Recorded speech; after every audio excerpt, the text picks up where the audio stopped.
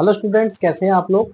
आज इस थंबनेल को देख के आप आए हैं जिसमें कि मैंने लिखा हुआ है ऑलरेडी कि how to study in first semester DU LLB, यानी दिल्ली यूनिवर्सिटी के LLB कोर्स में अगर आप एडमिशन ले चुके हैं तो आपको इस वीडियो को देखने की जरूरत इसलिए है क्योंकि इसमें मैं आपको ये बताने वाला हूँ कि दिल्ली यूनिवर्सिटी के LLB कोर्स में कैसे आप फर्स्ट सेमेस्टर का एग्जाम देंगे। ठीक है, कैसे आप फर्स्ट सेमेस्टर के एग्जाम को लिखेंगे और कैसे आप फर्स्ट सेमेस्टर के एग्जाम की तैयारी करेंगे, कैसे आप बेसिकली पहली बार स्टडी स्टार्ट करेंगे LLB के अंदर। ठीक है, और क्या क्या सब्जेक्ट आपको रखने हैं, क्या क्या सब्जेक्ट आपके पास होंगे और उसकी क्या बुक्स वगैरह, क्या आपको मटेरियल, स्टडी मटेरियल क्या क्या होगा, कैसे मिलेगा, ये सारा कुछ मैं आपको बता रहा हूं। ठीक है, जरा ध्यान से देखिएगा।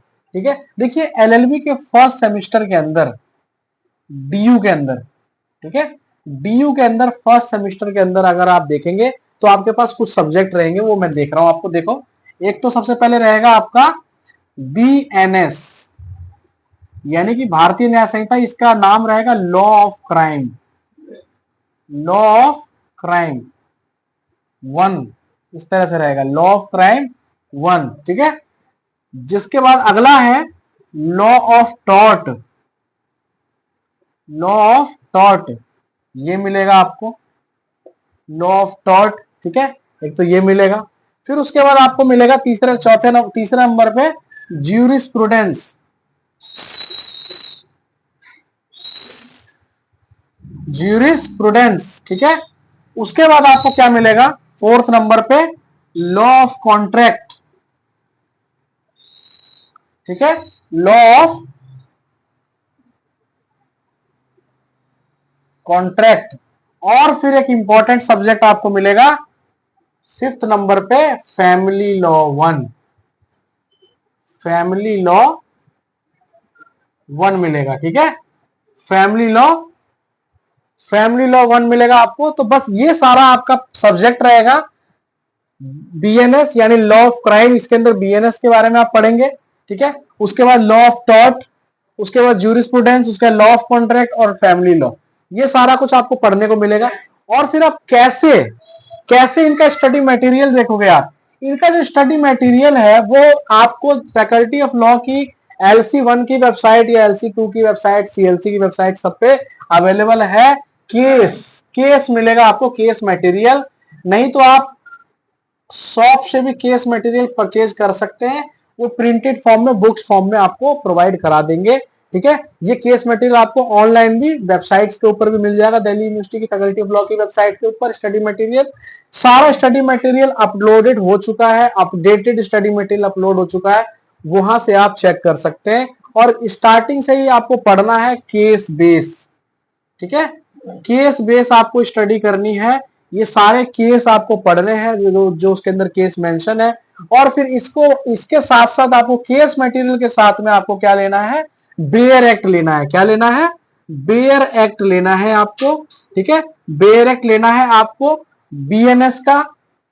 ठीक है, फिर लॉ ऑफ टॉर्ट का तो बेयर एक्ट होता नहीं है। ठीक है, इसका तो बेयर एक्ट होता नहीं है, ज्यूरिस्प्रूडेंस का बेयर एक्ट नहीं होता है, कॉन्ट्रैक्ट का बेयर एक्ट होता है। ठीक है, कॉन्ट्रैक्ट का बेयर एक्ट ले लीजिएगा। ठीक है, और उसके बाद आपके पास फैमिली में आपको हिंदू लॉ और मुस्लिम लॉ का बेयर एक्ट लेना पड़ेगा, हिंदू लॉ और मुस्लिम लॉ का बेयर एक्ट लेना पड़ेगा। बिकॉज इसके अंदर आप देखेंगे फैमिली के अंदर दो चीजें ज्यादा पढ़नी है आपको, हिंदू लॉ और मुस्लिम लॉ। ठीक है, ये थोड़ा सा पढ़ना है आपको, जिसके लिए आपको इन दोनों का बेयर एक्ट भी लेना पड़ेगा। ठीक है, इस बेयर एक्ट के अंदर क्या होता है, सेक्शंस वाइज इनके लॉ वगैरह लिखे होते हैं। ठीक है, तो ये सारा कुछ आप लेंगे तभी आपको केस अच्छे से समझ में आएगा। ठीक है, और अगर आप चाहते हैं कि मैं एक एक करके हर एक सब्जेक्ट का केस एक्सप्लेन करूं आपके लिए, तो वो भी मैं कर दूंगा। अगर आपके कमेंट्स अच्छे आएंगे तो, कमेंट अगर आपके आएंगे, आपको लगता है कि मैं इन सारे सब्जेक्ट्स के केस भी एक्सप्लेन करूं, ठीक है, तो वो भी मैं आपके लिए कर सकता हूं।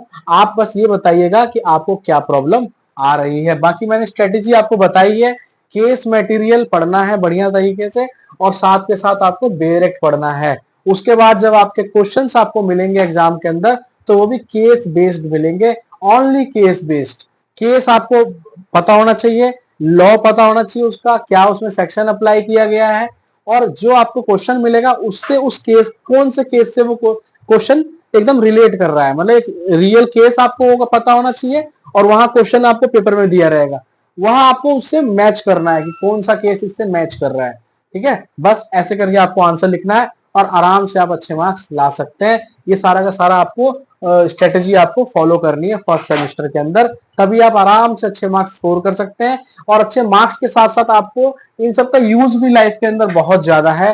केस लॉ वगैरह अच्छे से पता होंगे तो आप आगे अच्छे से आर्गुमेंट वगैरह कर सकते हैं। डायरेक्ट अच्छे से पढ़ेंगे, सेक्शंस अच्छे से याद होंगे, बस और कुछ ज्यादा जरूरत नहीं पड़ेगी आपको, आराम से गुड मार्क्स आप स्कोर कर सकते हैं। थैंक यू सो मच इस वीडियो को देखने के लिए, thank you so much, and like and share and subscribe जरूर करते रहिएगा। Thank you so much.